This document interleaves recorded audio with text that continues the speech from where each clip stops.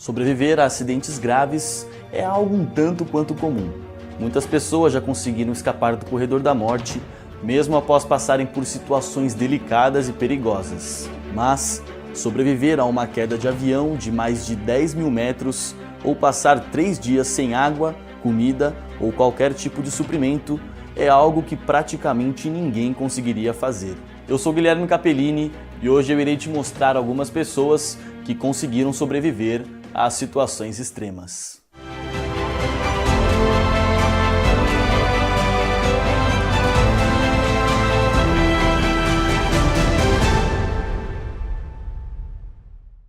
O náufrago. Harrison O'Kane foi encontrado vivo em um barco que afundou na costa da Nigéria. Detalhe, ele estava preso a 30 metros de profundidade. Harrison, o único sobrevivente do naufrágio, ficou praticamente 3 dias sem água, comida e luz.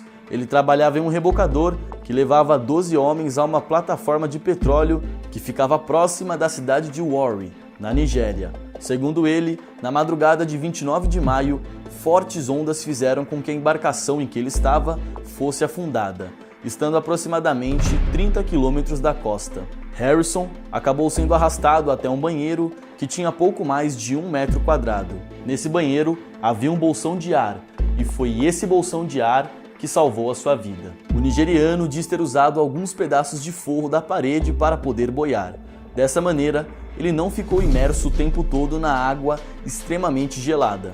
Mas, ainda assim, o sal do mar abriu algumas feridas na sua pele e na sua boca. Após mais de 60 horas ali, Harrison escutou alguns mergulhadores naquele local. Desidratado e muito debilitado, ele precisou bater na parede para conseguir a atenção e ser salvo pela equipe de resgate. Todos ficaram surpresos ao encontrá-lo vivo, pois nesse tipo de situação é praticamente impossível conseguir sair com vida.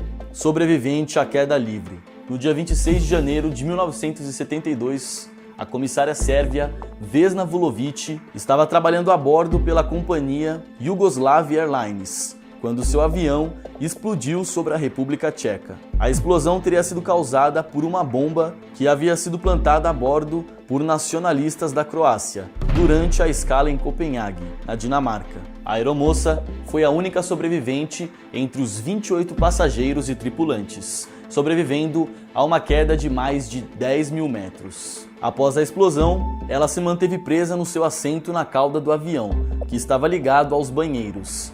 Essas partes do avião acabaram caindo sobre uma montanha coberta de neve. Vulović quebrou as 2 pernas após a queda e ficou 27 dias em coma e temporariamente paraplégica. Ela foi salva por Bruno Honk, um lenhador da aldeia de Kamenice, que escutou os gritos da moça no escuro em meio aos destroços do avião. Depois do acidente, Vesna entrou para o livro dos recordes como a sobrevivente da maior queda livre sem paraquedas da história. Pouco tempo depois, ela ainda voltou a trabalhar no balcão da Yugoslavia Airlines.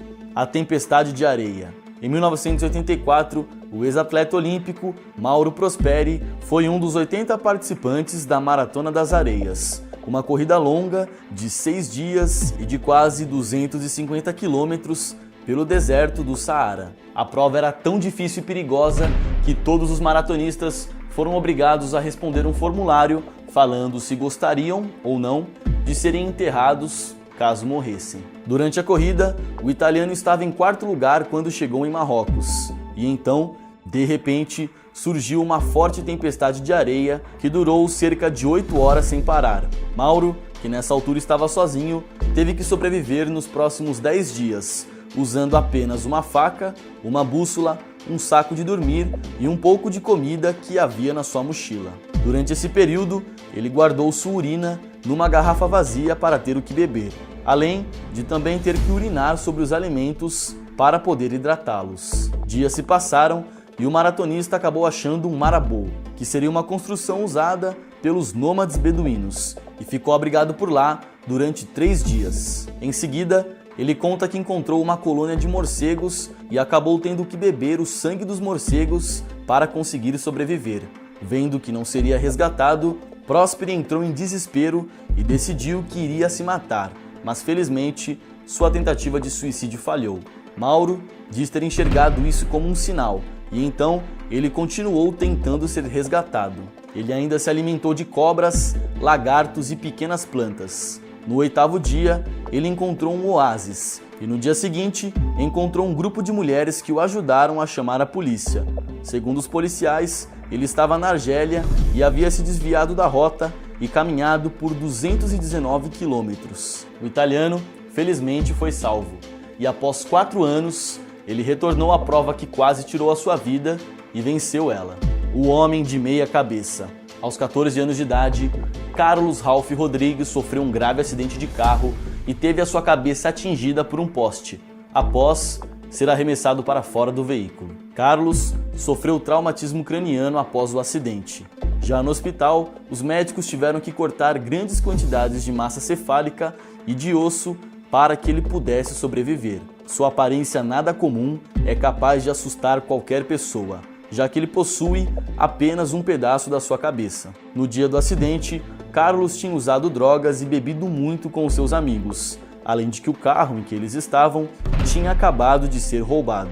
Hoje, Carlos vive dentro do crime e continua se envolvendo com drogas, tendo sido preso várias vezes. Recentemente, ele fez um vídeo dizendo aos jovens para não entrarem para o mundo das drogas e jamais misturarem álcool com direção perigosa, pois na maioria das vezes as consequências podem ser irreversíveis. O pequeno barco de Callahan.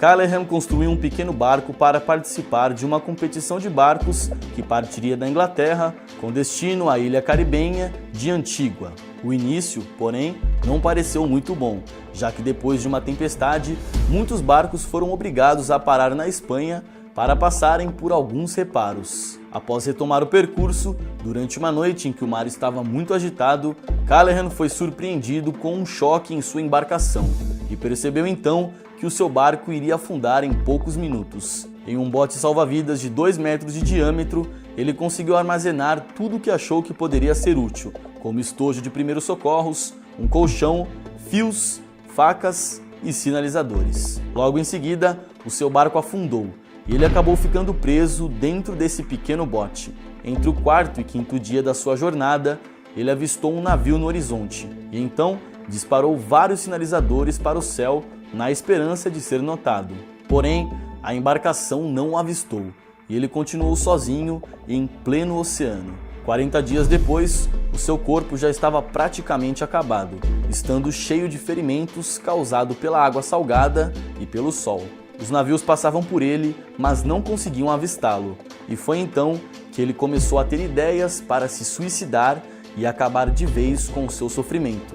Mas ainda havia algo dentro dele que dizia que ele iria ser salvo e levado de volta para o Caribe. Então, o mais improvável aconteceu.